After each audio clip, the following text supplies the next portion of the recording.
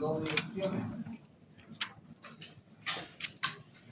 Habíamos hablado de la condición de luz para, que dice la normativa, para definir o que nos ayude a definir si la podemos armar en dos direcciones o nos conviene armar en una dirección, ¿no?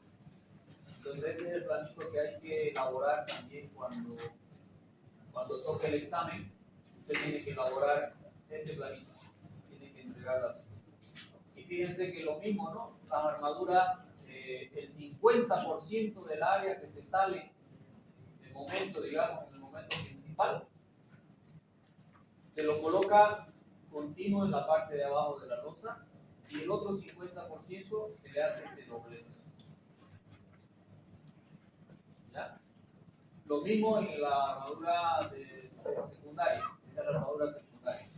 El 50% de la armadura secundaria se lo coloca todo abajo y el otro 50% se le hace de doblez.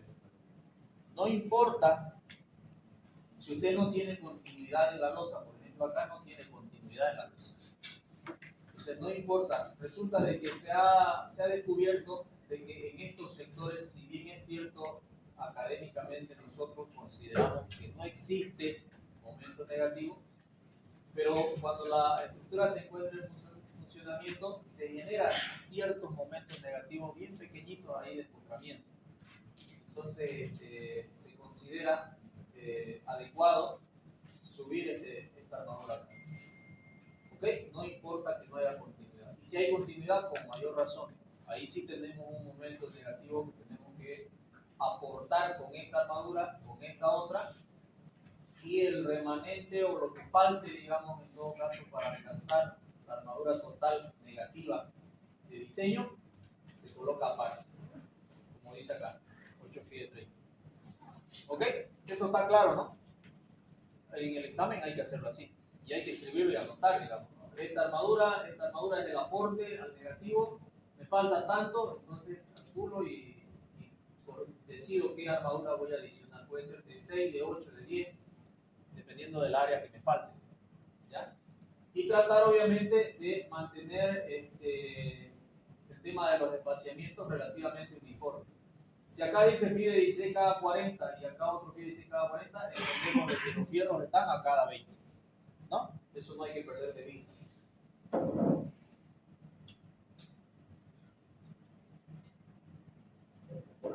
Eso sí ya leímos esto.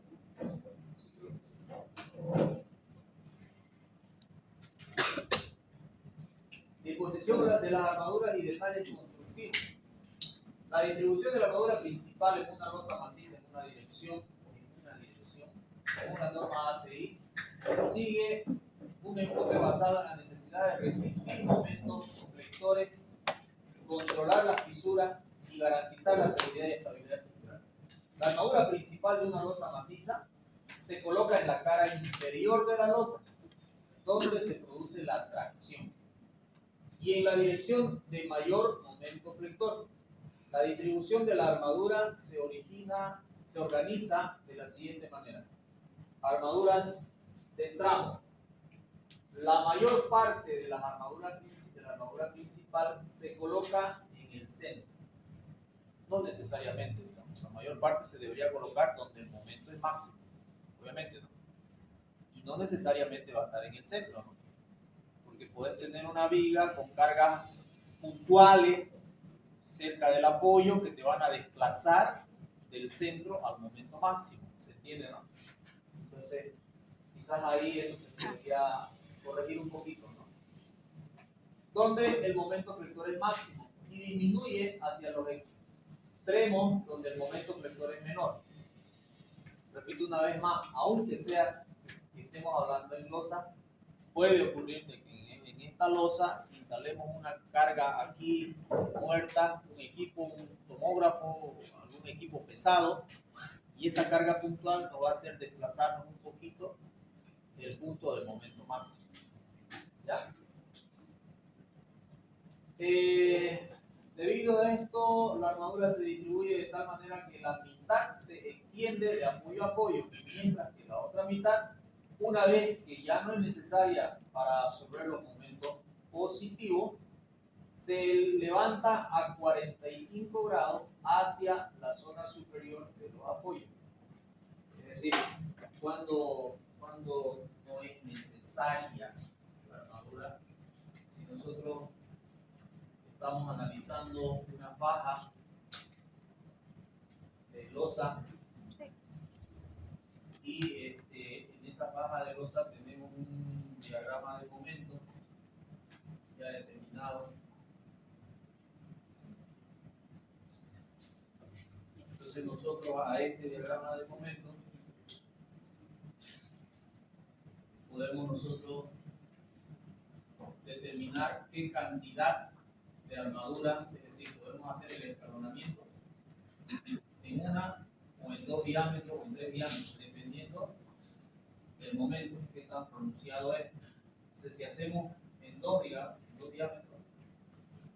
podríamos partir el momento entre dos y la mitad absorberlo con un tipo de armadura y la otra mitad absorberlo con otro tipo de armadura.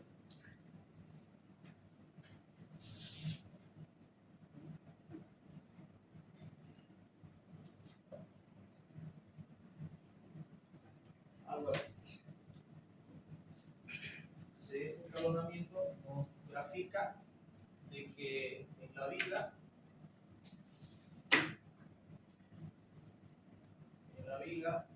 estamos nosotros colocando una armadura que corresponde a este escalonamiento que viene de apoyo a apoyo. Y la otra armadura que viene desde este sector, viene así, hasta este sector. Y ahí teóricamente tendríamos que verificar, cuando hacemos el escalonamiento, lo que estamos haciendo es que este valor del momento absorba esta armadura. Eso es lo que hacemos. O sea, agarramos este valor del momento y con este valor calculamos qué cantidad de armadura se debe colocar. Y entonces ahí decimos que en este punto necesitamos esta armadura. No necesitamos más que esta armadura. ¿Me entiendes? Este escalonamiento nos permite determinar hasta qué punto yo necesito esta armadura. Entonces, de aquí para acá ya no necesito armadura para el momento positivo más que la roja. Lo que significa que de aquí yo puedo subir con un ángulo de 45 grados hacia arriba. ¿Se entiende? Entonces lo mismo acá, de ese escalonamiento, nosotros subimos con un ángulo de 45 grados y mandamos el fierro así. Eso es lo que dice aquí. Una vez que ya no se necesita el momento, no se necesita armadura para cubrir el momento positivo. Entonces, ahí se coloca ya, a 45 grados hacia la zona superior de los apoyos.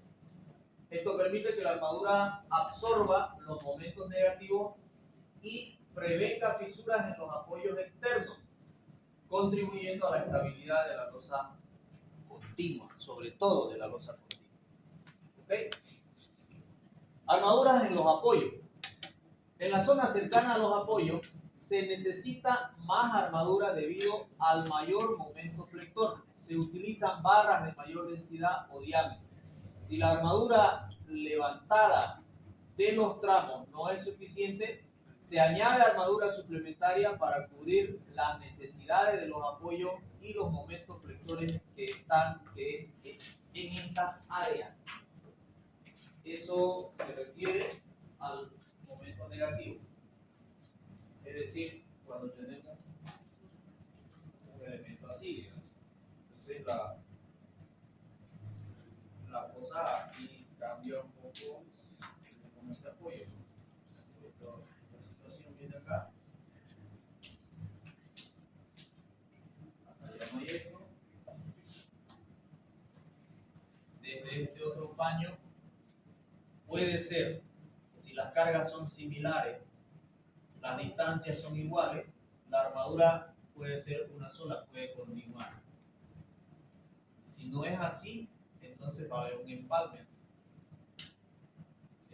probable que una armadura requiera de un tipo y la otra requiera de otro tipo.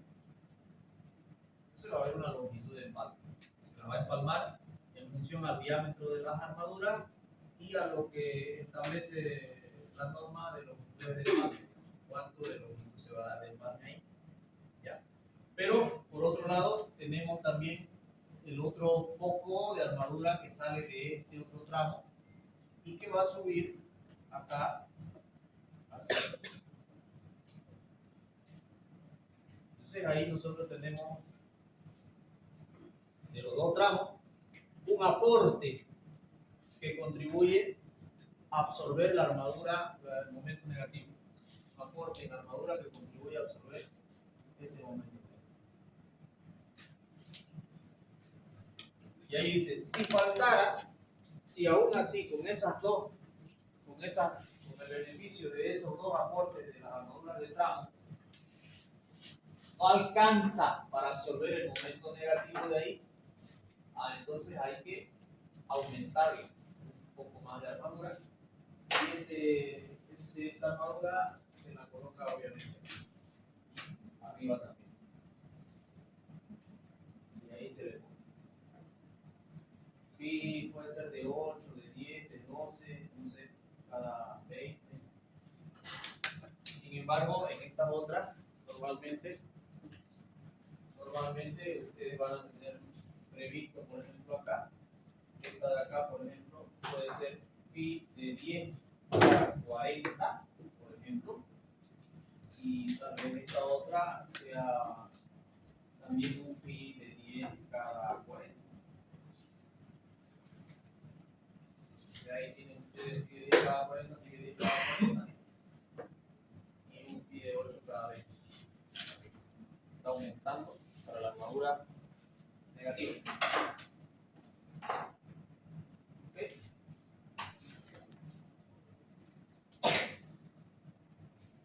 En general, se utiliza una distribución uniforme de armadura principal en toda la losa. Sí, eso es cierto, a no ser que tengamos, como les decía, una gran diferencia en el tema de armadura. Es decir, ¿cuándo va a ocurrir eso? Cuando en este tramo tengamos una longitud mucho menor que en el otro. O sea, las longitudes sean muy diferentes. Si es mucha la diferencia, entonces las solicitaciones de esfuerzos internos van a ser mucho menores. Y ahí sí hay que analizar si conviene cambiar las armaduras, no hacerlas uniformes para todos. En lo posible, mejor si decidimos hacerlas uniformes para no confundir en absoluto a los albañiles ni a nadie. Todo lo mismo, ¿no? En lo posible. Pero con mayor concentración de barras en los lugares de mayor esfuerzo, es decir, en el centro de las losas y apoyo. Este es un detalle de distribución de armadura principal. Entonces, en nuestro diagrama, bueno, acá yo lo hice como un diagrama de momentos, pero en realidad trabajamos con la envolvente, ¿no? Como se ve acá. Este es el diagrama con el que vamos a trabajar. Se hace el escalonamiento, en este caso, como les estaba explicando, donde este escalonamiento corresponde a una armadura completa y el otro ya es el que nos dice hasta acá te necesito, de aquí ya no te necesito, en esta parte no te necesito, te subiste para arriba, sube para arriba, ayudar al de arriba, acá no, sube y ayuda a este momento. Y así para todos los tramos. Esquemáticamente en los planos se los dibuja así, pero no es que las armaduras van todas partidas, ¿no? Van en una sola altura todas. No es que la una va más arriba, más abajo. Y a estas que están con punteo dice armadura suplementaria. Y esta es solo dibujo, digamos, ¿no? Porque esta armadura suplementaria obviamente va junto con esta, arriba. Aquí solo por cuestiones gráficas nomás está en esta posición. Solo por aclaración, yo sé que ustedes la entienden, pero de repente se les chispotea y me la quieren poner abajo, digamos. Esta no, esta tiene que ir arriba. Arriba, son para absorber los momentos negativos. ¿Ok?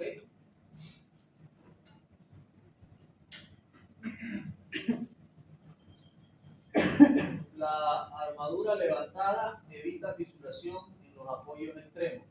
Entonces, ocurre de que la probabilidad de fisuración en esta parte del elemento estructural es alta debido al cambio de rigidez que tiene este elemento estructural en esta zona respecto de esta otra.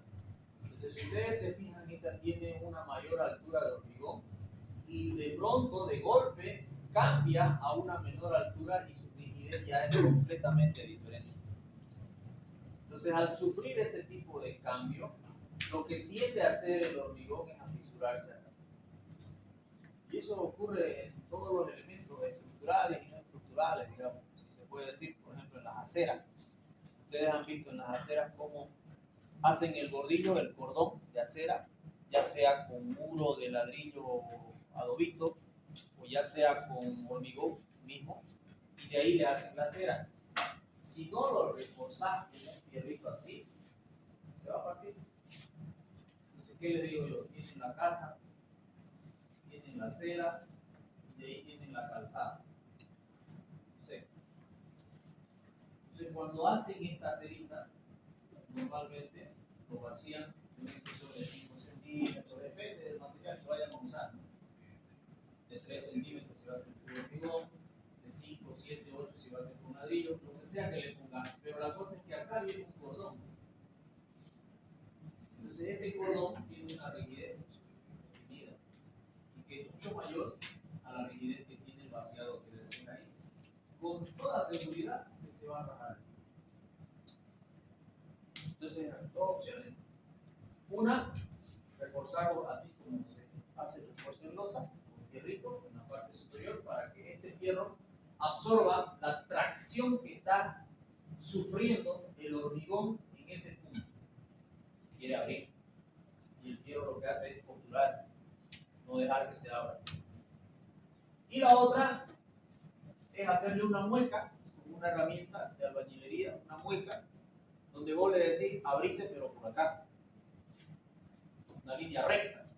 Entonces ya cuando empieza a querer fisurarse el hormigón, ya sabe por dónde irse, por la parte más débil. En realidad lo que hace con esa mueca es debilitar el hormigón en ese sector. Entonces le dejas la mueca bonita y tu fisura se va a ir por ahí. Y nadie se va a dar cuenta que se fisuró. Cuando no le haces la mueca, la fisura en una parte está por acá, en otra se cruza para allá, en otra vuelve ahí y se hace. O sea, no hay cómo no verla esa fisura. No se hace rectito. Con la mueca que sea relativamente profunda, ya la estás fisurando vos de nada. Es decir, por ahí es lo que se va a ver. Y esa mueca después se lo puede sellar con una Zika Flex, con algún componente elástico para que selle el ingreso del agua. ¿Entiendes? Hay silicona estructural para sellar eso. O para juntas de dilatación también se llama. Entonces, es básicamente lo que le está haciendo una junta de dilatación. Y sellar para el ingreso, para que no entre agua. Porque si dejas que entre agua, estás permitiendo peor el problema a largo plazo. Porque estás debilitando las bases y cuando venga el peso en una base débil se va a partir. Entonces, para eso son estas armaduras. Así ya nos ahorramos, entre comillas, de ese tema, ¿no? De colocar una armadura adicional ahí. Cuando se tiene una losa simplemente apoyada o es el tramo exterior de una losa continua, la armadura levantada es muy importante, ya que evita la fisuración superior en los apoyos extremos. Al plastificarse la armadura, ayuda a materializar la rótula sin fisurarse. Distancia mínima entre armaduras, recubrimientos mínimos. En muro, losa y losa, exceptuando las losas nervadas, la separación de la armadura principal por fricción debe cumplir con esta condición. La separación de armadura por fricción. 3 veces HF, 25 veces el diámetro o 30 centímetros. Esto es en losa. ¿Ya? La separación mínima entre los bordes de las barras deben ser mayor o igual a 4/3 del tamaño máximo del agregado grueso, según lo establecido en la NB 122501. Sin embargo, en la práctica se recomienda que por razones de control de fisuración, la distancia entre barras sea aproximadamente 20 centímetros, aceptándose un máximo de 25, como ya nos veníamos mentalizando desde anteriores análisis. Y yo les decía, la separación máxima es 25. 25, 25, 25. Entonces nos mentalizamos en que cada 25 centímetros debemos de poner un fierrito para que el hormigón, no, disminuir la probabilidad de fisuración en el hormigón por retracción. ¿Ok? Recubrimiento mínimo de hormigón armado, colocando en obra, el hormigón armado colocado en obra. Ahí nos dan unas referencias de los recubrimientos mínimos. Hormigón colocado contra el suelo y expuesto permanentemente a él. O sea, si está expuesto al suelo hay humedad. Lo más probable es que haya siempre humedad. No incluye el espesor de la capa de limpieza. Entonces el recubrimiento mínimo en milímetros es 40, es decir, 4 centímetros como mínimo. Esto dice la normativa. O sea que si nosotros vamos a vaciar una zapata, nuestra zapata como mínimo deberá tener 4 centímetros de recubrimiento libre. La verdad que yo normalmente trabajo con arriba de 6 centímetros, de 6 centímetros, de 60 milímetros. ¿Ya? Entonces eso va a depender también, porque estos son los valores mínimos, la norma no te dice máximo, digamos, es mínimo. Mínimo eso, o sea, si bajas de eso está fuera de norma y en una auditoría, en un peritaje, te va a sumar tus problemas. Va a sumar. O sea, hay que estar como mínimo con 40. Hormigón expuesto a la intemperie, barra de mayores a 16 milímetros, 3 centímetros o 30 milímetros. Eso es el hormigón en vigas, el hormigón en columna, ¿no? Que está expuesto a la intemperie. Y barras menores a 16 milímetros, 25 milímetros de recubrimiento, o sea, 2.5 centímetros de recubrimiento. Hormigón no expuesto a la intemperie ni en contacto con el suelo, losa, muro, pileta, en barras mayores a 32 milímetros, 25 milímetros de recubrimiento, y en barras menores de 32 milímetros, 20 milímetros de recubrimiento. ¿Okay? Vigas, columnas, armadura principal, tenemos también aquí la referencia, estribos, abiertos y cerrados, suncho, etcétera, etcétera. En cáscaras y placas, la barra mayores a 16 milímetros, 2 centímetros de recubrimiento, y menores a 16 milímetros, 15 milímetros de recubrimiento. Y referencia, ¿no? La norma boliviana 1225.001. Esa es la recomendación de la norma boliviana, que casi es una extracción de la ACI. Losas macizas armadas en 2 direcciones. Una losa maciza en 2 direcciones es un tipo de losa de concreto armado soportada en sus 4 bordes. Pero si eso no es lo que hemos visto. Losas rectangulares apoyadas en sus 4 bordes. A medida que se incrementa uno de los lados de la losa, el momento vector en la dirección de la luz menor aumenta, mientras que el momento en la dirección de la luz mayor disminuye. Esto ocurre debido a la igualdad de la flecha en el punto central. O sea, en ambas direcciones la flecha tiene que ser la misma, pero la deformación en la dirección más larga es mayor. O sea, la deformación admisible, estoy diciendo, ¿no? Lo que habíamos dicho con la hojita de papel. O sea, la faja del centro más corta y la más larga tiene una deflexión igualita. Si se flexiona 2 centímetros, ambas fajas tienen que tener 2 centímetros. Pero la más larga te puede soportar 4 de repente y la más corta te soporta 2. Entonces, en ese sentido es que se generan los esfuerzos internos mayor en la longitud menor. Esto ocurre debido a la verdad flecha de la luz mayor. lo que provoca que la losa absorba menos momento vector en esa dirección. Entonces, en el caso de que las losas simplemente apoyadas en su contorno, tenemos lo siguiente. Bueno, este ya es solamente lo que acabamos de hablar, ¿no? Del análisis. Y aquí tenemos un ejemplo. Si esta es mi longitud menor, entonces el momento es más grande. Si esta es mi longitud mayor, entonces el momento es más chico. Y acá al revés, esta es la longitud mayor, el momento es más chico, longitud menor, el momento es más grande. Condiciones para el armado de losas macizas en dos direcciones. Esta es la más importante. Si la relación de luces es menor que 2, la losa está armada o debe ser armada en dos direcciones, menor o igual que 2. Y si no es así, se arma en una sola dirección. Actualmente existen dos métodos desarrollados para el cálculo de los esfuerzos en losas armadas en dos direcciones. Método elástico, que sigue la teoría matemática de la elasticidad, que es el más usado en la actualidad, y el método plástico toma en cuenta líneas de rotura y asume un comportamiento plástico de la losa antes de la rotura. La teoría elástica es el más extendido en la actualidad, aun cuando existen en los medios avanzados una fuerte tendencia a los métodos de la teoría de la plasticidad.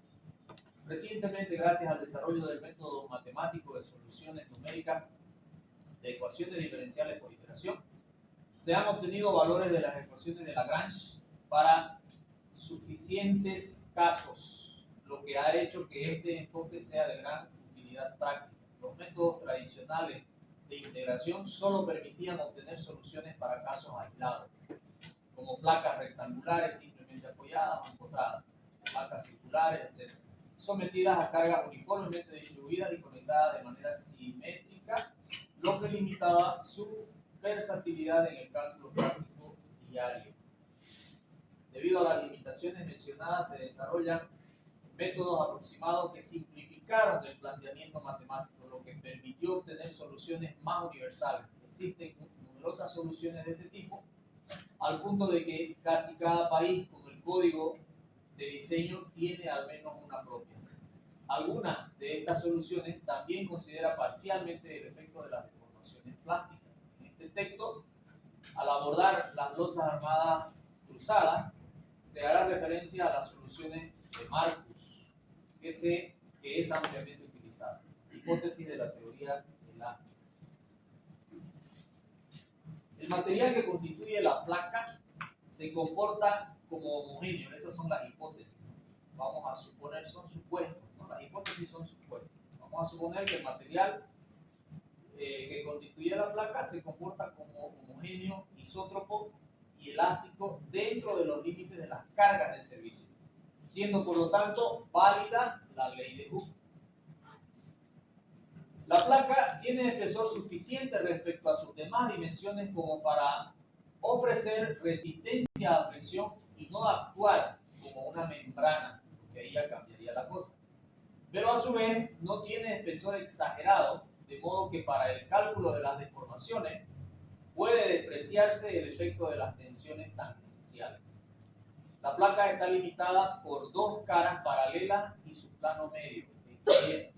La flecha en un punto cualquiera de la placa es muy pequeña con respecto a su espesor. Se considera además que la superficie media de la placa no experimenta variaciones de longitud al deformarse, pues la resultante de las fuerzas normales dirigidas paralelamente a dicha superficie igual a 0, ¿no? Entonces, las flechas son bien pequeñitas comparadas con su espesor. La placa no experimenta variaciones de espesor debido a la deformación, lo que implica no considerar tensiones normales a la superficie límite de la misma. Las leyes de la fricción simple contenidas en la hipótesis de Navier son también aplicables a la losa. Considerando un paralelepípedo elemental, y aquí hace, digamos, la explicación de este texto de la teoría, digamos.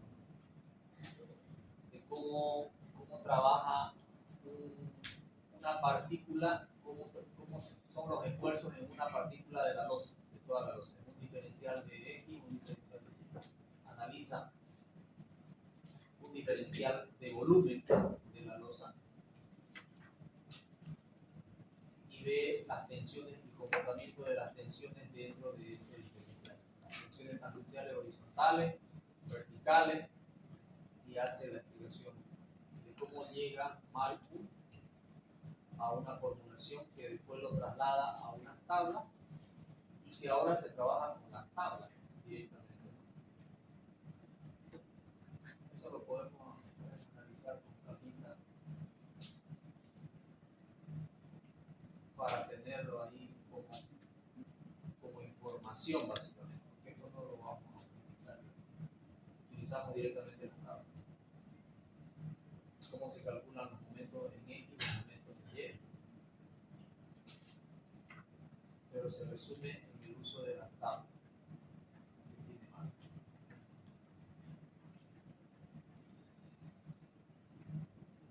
La distribución de las diferentes tensiones que se determinan, los momentos en X, los momentos en Y, las variaciones que hay en función a la distancia que nosotros estemos analizando.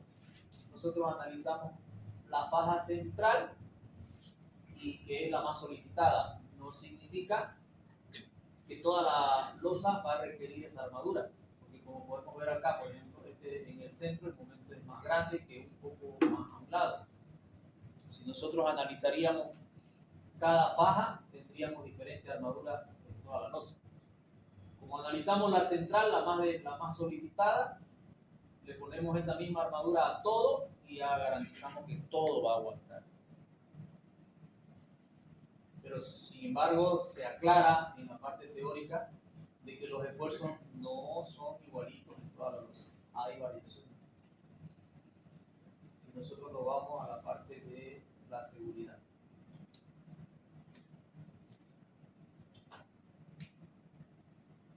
Lo mismo con la parte de los momentos de torsión, que también están ya tabulados y se puede encontrar las solicitaciones por torsión en la tabla o directamente el refuerzo de esas solicitaciones que ya están tabuladas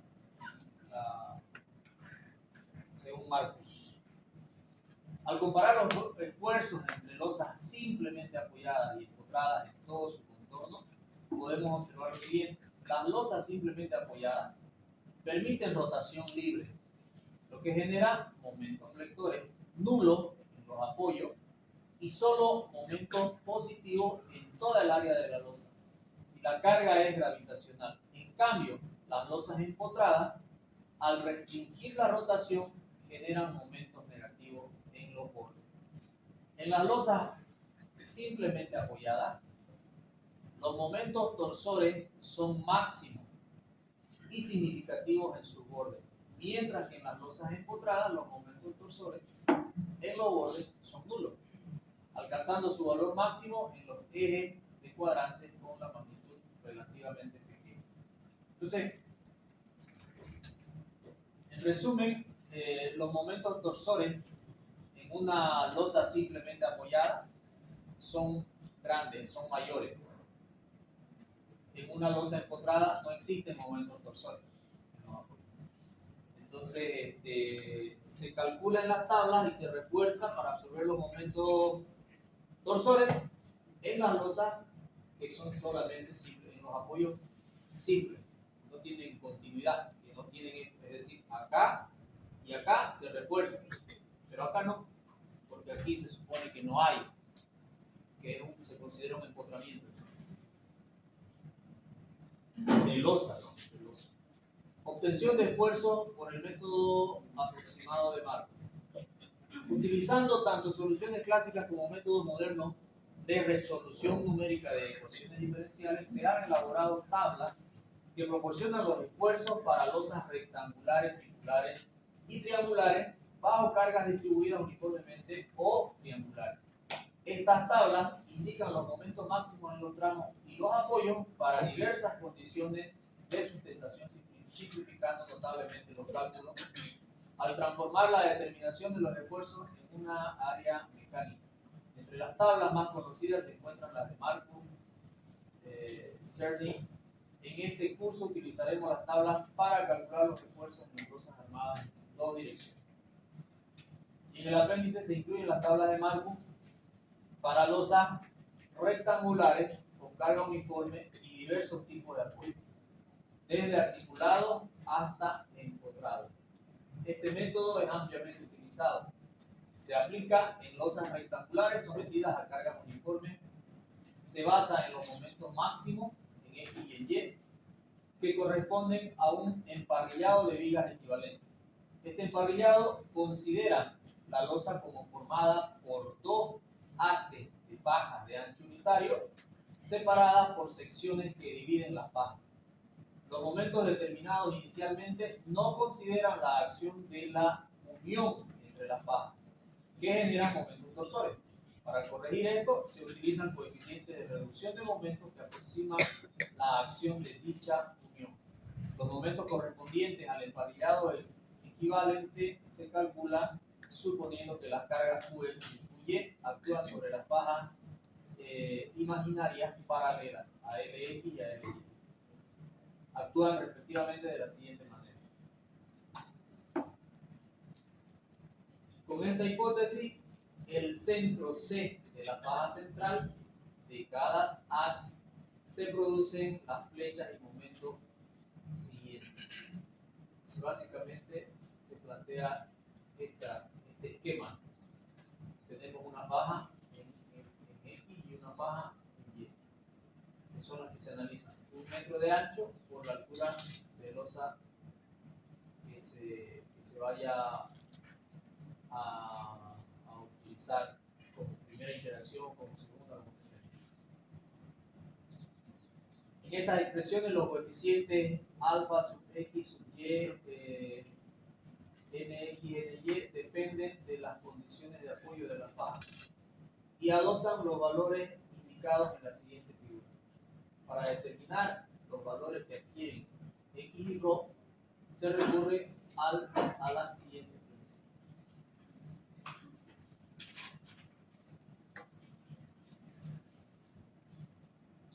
Estos son los valores que utilizan n y alfa, de acuerdo al tipo de viga que estemos analizando. Simplemente apoyada, empotrada al otro lado, doblemente empotrada. Estos son los valores que tiene alfa para su análisis. Vámonos a la tabla, a ver si están aquí las tablas.